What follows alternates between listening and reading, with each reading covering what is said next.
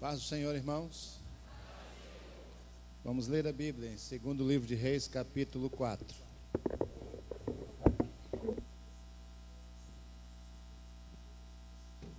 Segundo Reis, capítulo 4.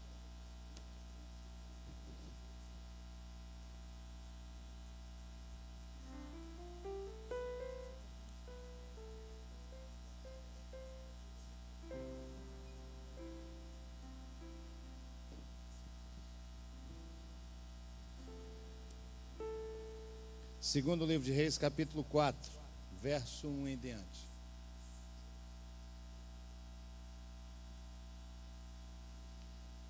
Assim está escrito: E uma mulher das mulheres dos filhos dos profetas clamou a Eliseu, dizendo: Meu marido, teu servo, morreu. E tu sabes que o teu servo temia ao Senhor. E veio o credor para levar os meus 2 filhos para serem servos. E Eliseu lhe disse: Que te hei de fazer? Dize-me, que é o que tens em casa? E ela disse: Tua serva não tem nada em casa, senão uma botija de azeite. Então disse ele: Vai, pede emprestadas a todos os teus vizinhos vasilhas vazias, não poucas. Poder sentar.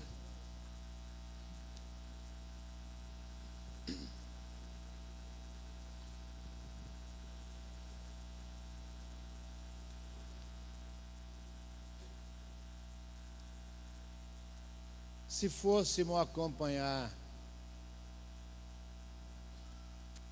a liturgia do culto de hoje, deveríamos então trazer uma palavra direcionada a obreiros, porque hoje é um culto público, mas tem uma boa parte do seu tempo ocupada, será ocupada pela consagração de obreiros.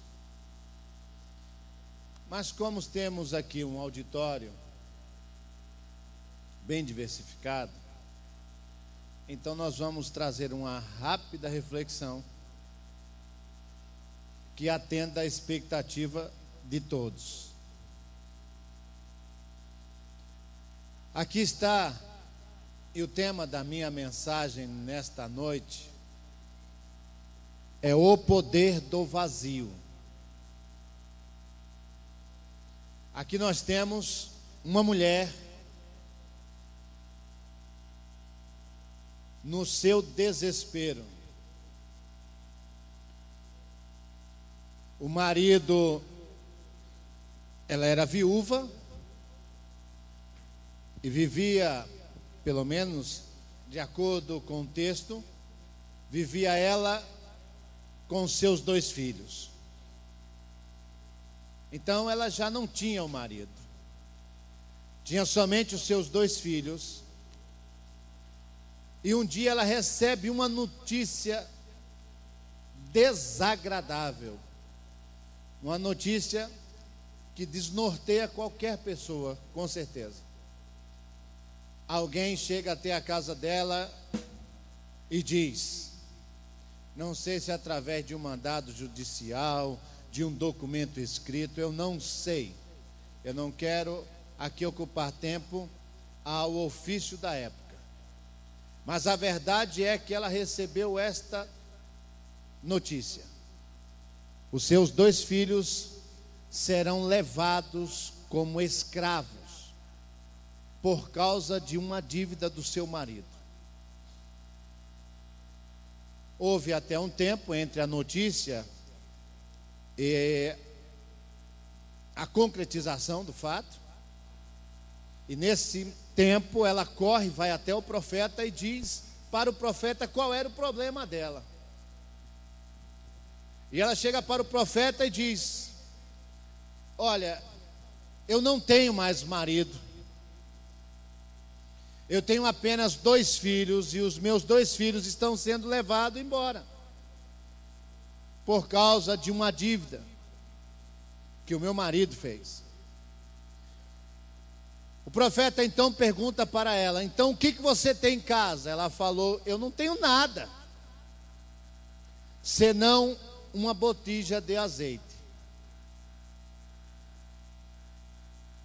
Aí o profeta diz: então você sai daqui, procura todos os seus vizinhos e pede vasilhas emprestadas. Porém, todas as vasilhas devem ser vazias, nenhuma cheia. Imagine a cena, aquela mulher de casa em casa: você pode me emprestar uma vasilha? E alguém diz: eu tenho uma vasilha aqui que tem um pouco de feijão, um pouco de trigo. Não, não serve. A vasilha tem que ser vazia. Ela chegava em outra casa: você pode me emprestar uma vasilha? Alguém dizia: não, eu tenho aqui com um pouco de óleo, ou com um pouco de qualquer outra especiaria, um tempero. Ela dizia: não, tem que ser vazia. Então nós vamos rapidamente refletir. Aqui nós temos uma mulher em que o seu marido não existia mais, que representa o seu passado. E nós temos uma mulher que tem 2 filhos, que agora estão sendo levados, há uma ameaça de levar os 2 como escravos. Então seu futuro está comprometido. O que fazer quando o nosso passado não tem nada do que se aproveite e o futuro está comprometido? Ela entrou em desespero. Imagine aquela mulher, por muitos anos, ao entrar no seu quarto, a cama dela de casal tinha mais uma pessoa que era o seu esposo, e agora ela viveu muito tempo, com certeza na mesma cama, mas dormindo sozinha. A cama vazia. Ao entrar no quarto dos seus filhos agora, ela entra em desespero. Este quarto também vai ficar vazio, porque estão tentando levar os meus 2 filhos. Então o quarto dela vazio, há um vazio dentro do quarto dela, há uma ameaça de um vazio dentro do quarto dos seus filhos. Há um vazio dentro dela, dentro do quarto.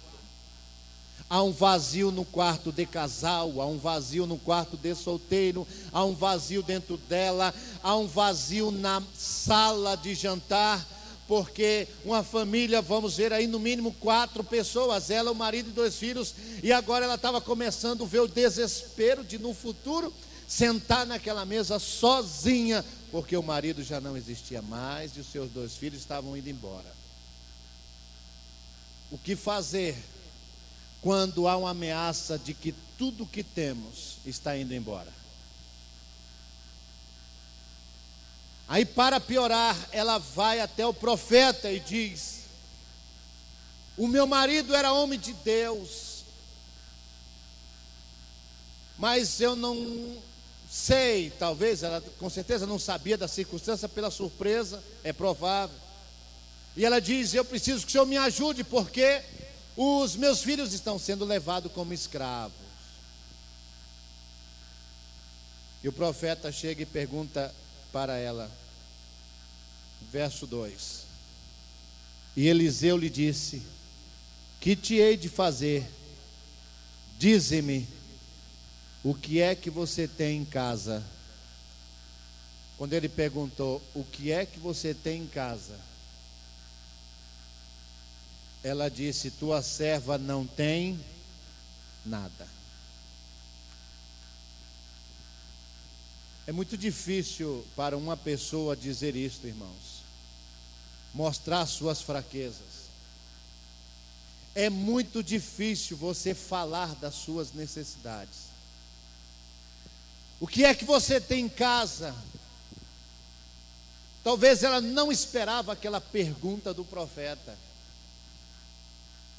Ela esperava talvez uma outra atitude dele. A senhora está então com problema, então vamos mobilizar o grupo de pessoas, vamos levantar recursos, vamos pagar para resolver o problema seu e dos seus filhos. É que muitas das vezes as palavras do Senhor para a nossa vida não vêm como a gente espera. Tudo que provavelmente dentro da circunstância ela esperava ouvir, agora ele vai e diz: o que é que você tem em casa? E ela é obrigada a se expor dizendo: eu não tenho nada. É muito difícil mostrar nossas fraquezas. Como não tem nada? Eu não tenho nada. Eu chego no meu quarto de casal, eu não tenho meu marido. Eu vou entrar logo no quarto dos meus filhos, eu não tenho filhos, eles estão indo embora. Eu sento na mesa, há um vazio num canto da mesa, porque o meu esposo está indo embora e os meus filhos estão indo embora. Há um vazio dentro de mim, há um vazio do meu passado que eu não consegui recuperar nada, porque o meu marido morreu e a minha expectativa do meu futuro, que são os meus 2 filhos, estão indo embora. Eu não tenho nada.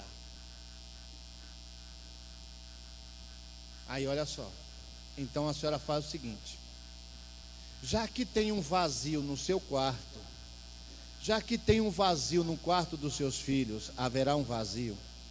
Há um vazio lá na mesa de jantar, na sala. Há um vazio dentro da senhora. A senhora sai daqui agora e começa a pedir vasilhas emprestadas. E olha o que ele disse. Então, verso 3, disse ele: vai, pede emprestadas de todos os seus vizinhos vasilhas vazias.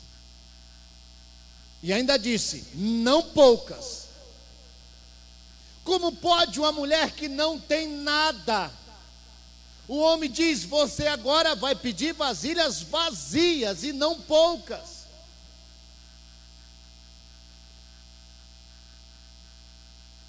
Vai pedir vasilhas, mas não pode ter nada dentro dessas vasilhas. As vasilhas devem estar todas vazias.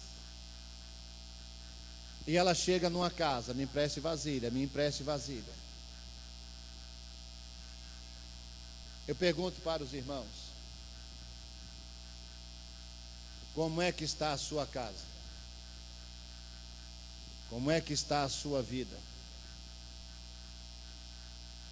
É muito difícil falar, não tem nada. É muito difícil expor nossas fraquezas. Mas nesta noite não é a noite da adoração somente. Hoje é a noite do grito, do clamor. Hoje não é a noite daquele que está cheio gritar. Hoje é a noite daquele que está vazio clamar. Essa mulher viveu tudo isto. E ao chegar na igreja, o pastor diz para ela: vamos acrescentar vazio na sua vida. Pede vasilhas vazias. Repitam, por favor. Porém, tinha um pouquinho, bem pouquinho, de azeite.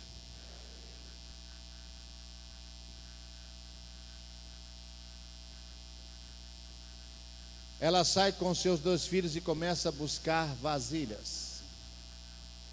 E os filhos trazem as vasilhas. E aquela mulher começa a encher as vasilhas vazias. Chegou um momento em que o azeite parou, porque não tinha mais vasilhas vazias.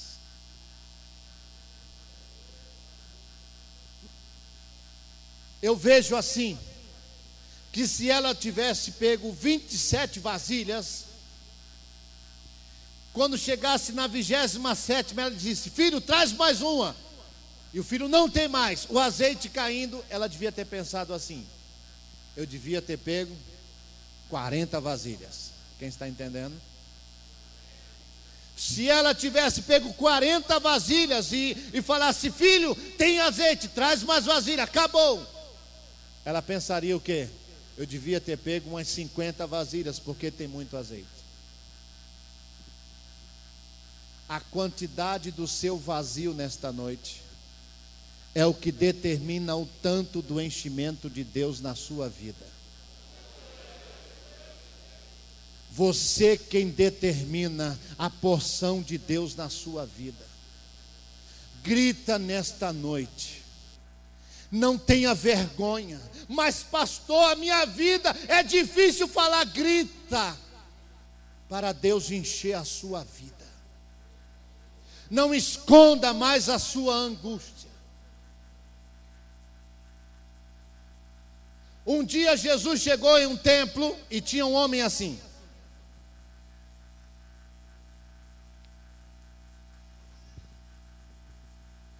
Tinha um homem assim. Ele era deficiente. Ele tinha um problema no braço. Ele andava assim. Problema no braço, escondido. Para ninguém ver que ele não arrancou uma peça da sua roupa. Ele andava normal. Porém, um braço dele, a Bíblia diz que era com problema. E ele escondia para ninguém ver. Aí um dia Jesus chega na sinagoga e diz assim para ele. Ninguém sabia que aquele homem era deficiente. Está escrito na Bíblia. Só Jesus chegou. Jesus chega para aquele homem e diz assim: estenda o seu braço. Quem entendeu aí? Estenda o seu braço. Se fosse você, você estenderia qual braço?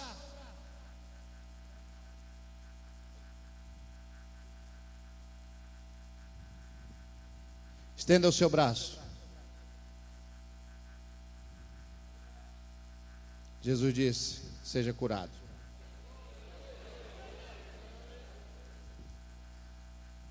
Diga para alguém, grita nessa noite.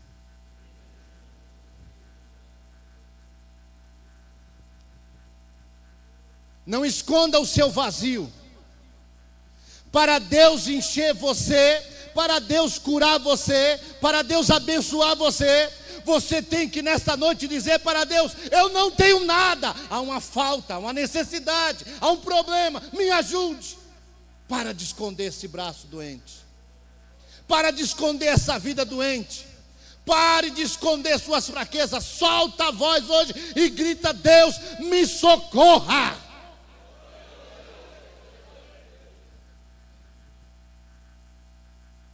Um dia Jesus ia passando, tinha um cego. Quando ele entendeu que era Jesus, ele começou a gritar. Gritava. Jesus, filho de Davi, tem misericórdia de mim. Jesus, filho de Davi, tem misericórdia de mim. Alguém chegou até perto do cego e falou assim para ele: cala a sua boca. E a Bíblia diz que cada vez que mandava ele calar, ele gritava: Jesus, filho de Davi, cala a sua boca. Quem sabe você está assim? Você está com vontade de gritar e alguém está dizendo: cale a sua boca. Você está com vontade de ser livre e alguém está dizendo: cale a boca. Talvez você mesmo está dizendo para você: eu tenho vontade de gritar, mas eu não posso abrir minha boca. Como será a minha reputação diante dos homens? O mais importante não é a sua reputação na terra, o mais importante é a sua reputação no céu, porque Deus é quem pode te curar. Deus é quem pode te curar. A melhor coisa é ter reputação no céu. Se alguém mandar você calar, grita. Mas se eu falar, vai ter problema na minha vida. Se eu falar, terei problema. Como vai ser? Eu tenho um nome, eu tenho uma posição. Não interessa. Você precisa ser curado. Você precisa ser curada. Você precisa ser feliz. Então grita.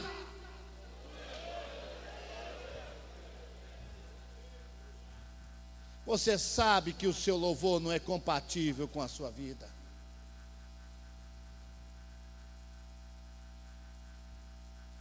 Um dia eu estava em casa, o meu filho Wesley,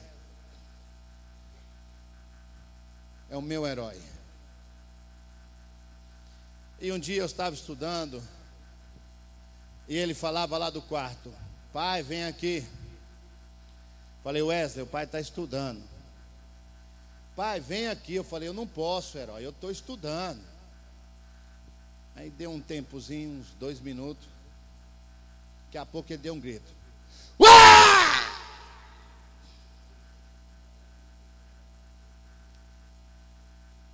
Eu dei um pulo da cadeira, corri. O que foi, Wesley? Nada, pai, é só para o senhor vir aqui.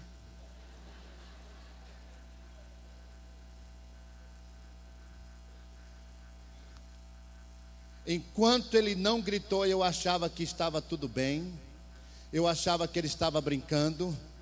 Mas na hora que ele gritou, eu tive que me levantar. Enquanto você estiver só cantando, escondendo suas fraquezas, você não vai levantar Deus do trono. Mas se você gritar nesta noite, Deus vai se levantar do trono, porque Deus não aguenta o seu choro.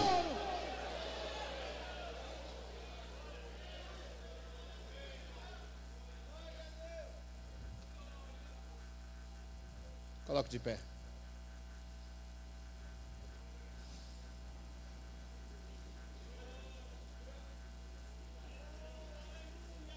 Qual é o seu vazio?